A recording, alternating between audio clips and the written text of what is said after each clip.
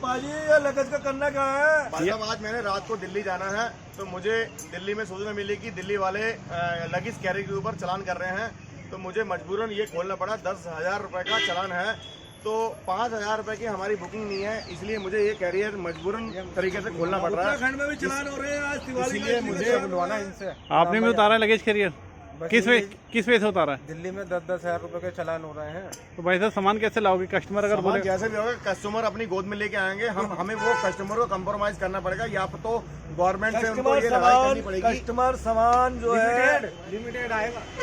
हम जो है लगेज के पैसा नहीं लेते हैं, हम सवारी का पैसा लेते हैं, सवारी लाने का। कस्टमर सामान लाए या ना लाए हमें कोई फर्क ना पड़ता। तो ये और गाड़ियों में भी लगे, ये भी हटेंगे? बिल्कुल हटेंगे, नहीं हटेंगे तो हम हटवाएंगे। ये सारे लगेज कैरियर हटाने पड़ेंगे, क्योंकि जो गवर्नमेंट का रूल्स है उसके हिसाब से हमें करना पड़ेगा। क्योंकि अगर हम लोग क्लाइंट हम अगर 10 दिन का टूर है, अगर 4 धाम यात्रा अभी प्रेजेंट में आगे वाले मई अप्रैल में स्टार्ट होने वाली है, तो उसमें 10 दिन का टूर होता है 4 धाम यात्रा का, तो उसमें लगेज भी आता है। तो हम लोग आपके छोटी सी डिजायर में अगर 4 लोग आते हैं तो हम कैसे लेके जाएंगे लगेज कैरियर?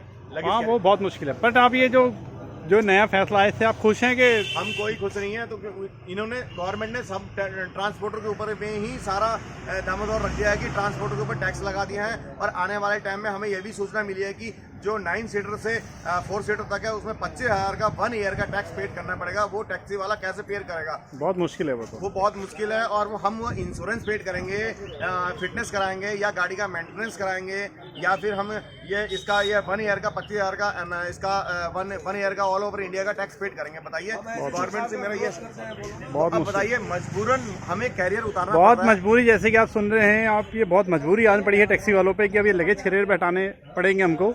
तो आने वाले टाइम में लगता है भविष्य में कुछ और नियम जो निकलेंगे वो सिर्फ टैक्सी वालों के लिए निकलेंगे, बाकी और किसी के लिए तो शायद नहीं निकलते हैं नियम।